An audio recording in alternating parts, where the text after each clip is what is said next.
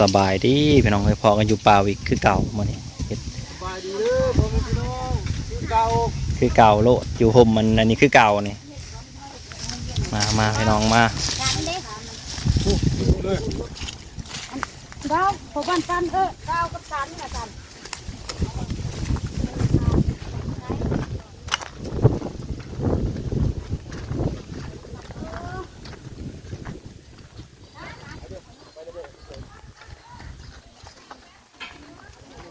พอบ้านแล้ว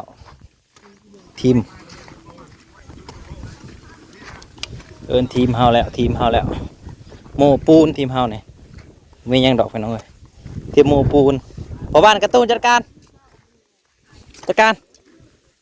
ยังเป็นเงินนะเอารถทั้งในเปลวที่ดินก็ไม่สบายมาดิจัดการโน่ตะโกนนี่มันแล้วต้นเสานี่มันแล้วได้ปูต่อเดียวมันแล้วต่อเดียวนี่นะเอารถไปเอาเจ้าว่ารถไฟเหนียวไปหับแผนกโม่มานี่โม่อย่างเดียว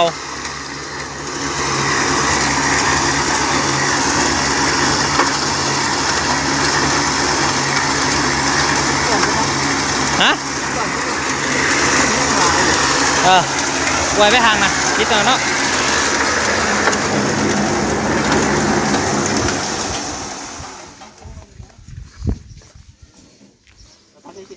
มาที่เบิร์ดรถมาพ่อสั่งนะช่วยกันดูทั้งที่ไปดิ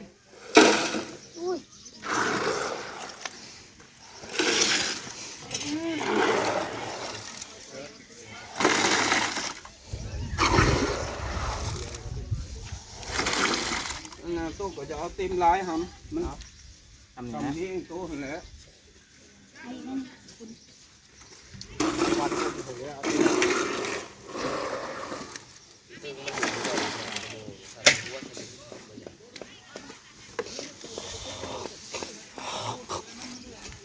แล้วลูกเราแดงมั้ลูกเราแดงมั้น่ะบ่ทีละเขาไปหันเป็กเนี่ยยักดอกหนึ่งตายโม่แล้วไม่มีใครมาหิวเลย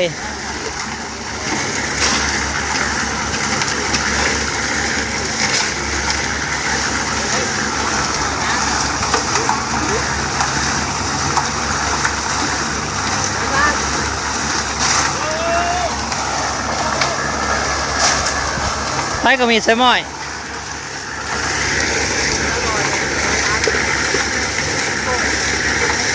7 คู่กับพ่อ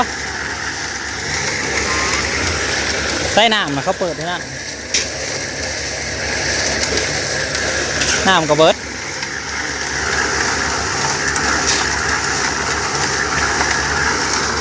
มันห่อนแล้วตอนนี้ก็11 โมง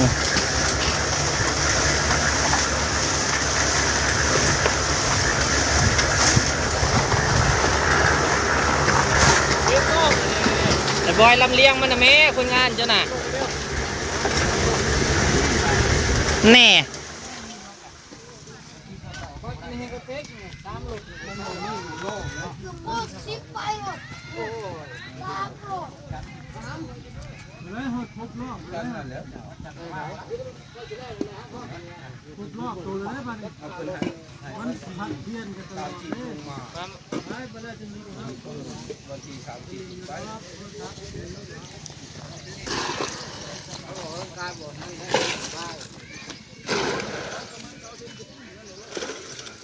โง่อิงตักอิงหนักลิงพ่อลูกเนี่ย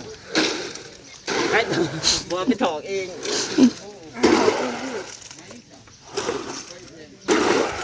แต่หมูพี่ผมตั้งหาเนาะผมโมกับต่างหากแล้วตาคินตาทรายกับพอแห้งแล้วเนาะ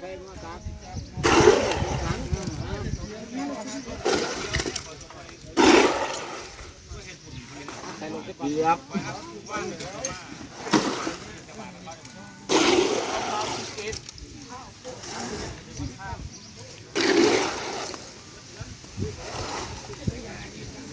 หวัดได้หนึ่งบอยพอดีจำนี่นะสายคาน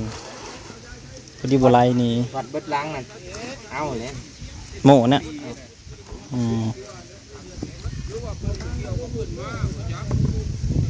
มีน้ำยาดีใส่ตัวปล่อยหวัด ผสมกับปูนนี่ จักไปที่จักวันเพิ่นมาบ่ได้เดี๋ยวเพิ่นว่าให้เอาแต่30ลงมาบ้านนี่มาไล่คัน26กับชีวิไลวันที่29นี่มันถือพอไปอันนั้น จังหวะ บ่เห็นนะบ่มาเกี่ยวช่องวิทย์ให้ต้อยไปบอกนี่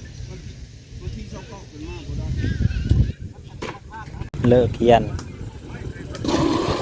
อันบานเลยเนาะ เลิกเขียนเลิกเรียน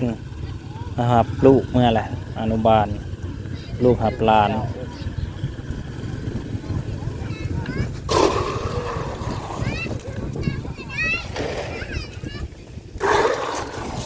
เขาเลิกเขียนเขาก็สิเลิกกันหาแล้วเนาะเขาก็ใกล้จะเที่ยงคนแล้ว พอบอก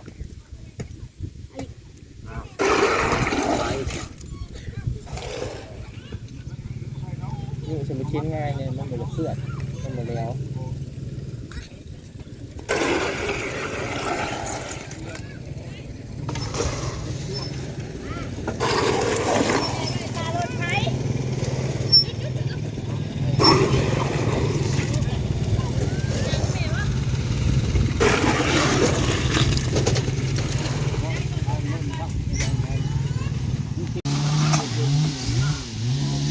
โอ้ยเก็บหัวถ่ายครับตอนหมูปิ้งเนาะ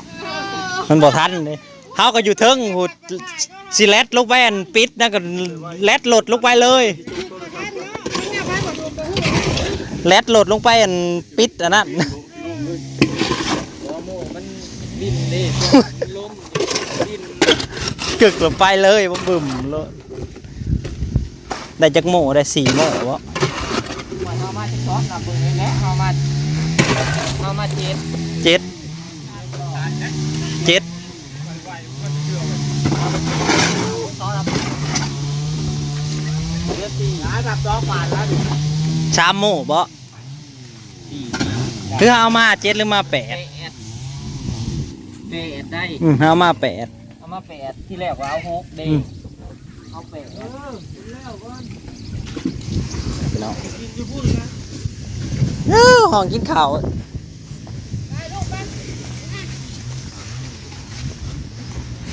ปวดหลายเติบ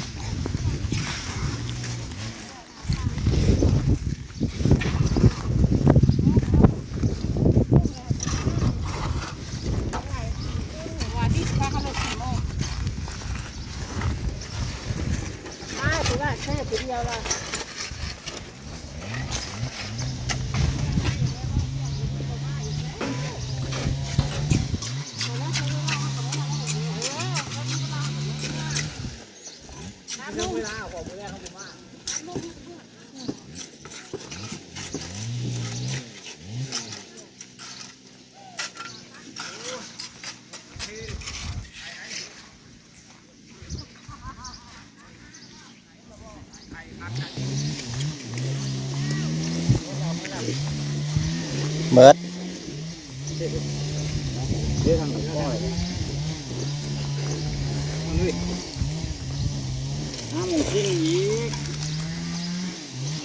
ยังเหลือกันยังแน่นเบิดเลยยังเหลือหลายคน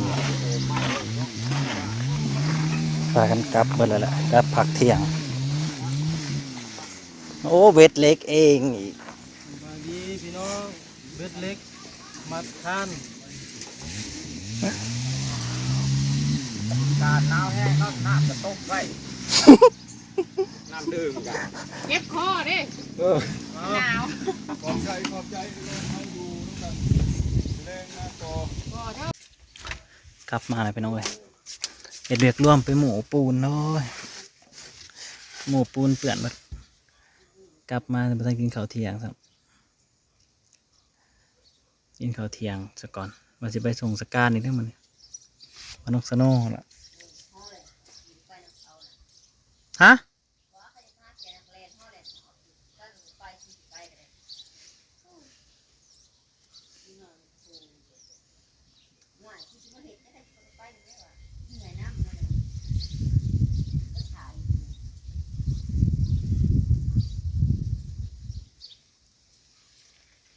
กำแพงโรงเรียนอนุบาลไปหน่อย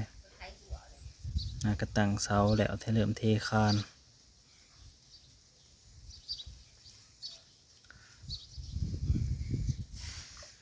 กำแพงเขากินข้าวเที่ยงกับพุ่นบอกทีมงานพอบ้านแต่ว่าทีมงานนั้นลูกบ้านก็ไปกินอยู่เรือนไปเรือนมัน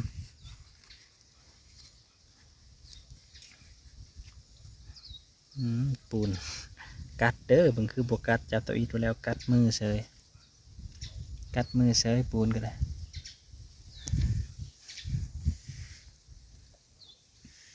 พอกันใหม่พี่น้อยขอบคุณในไลน์ที่มาหับชมนะหมูเห็ดเปียกกับเห็ดน้ำหมู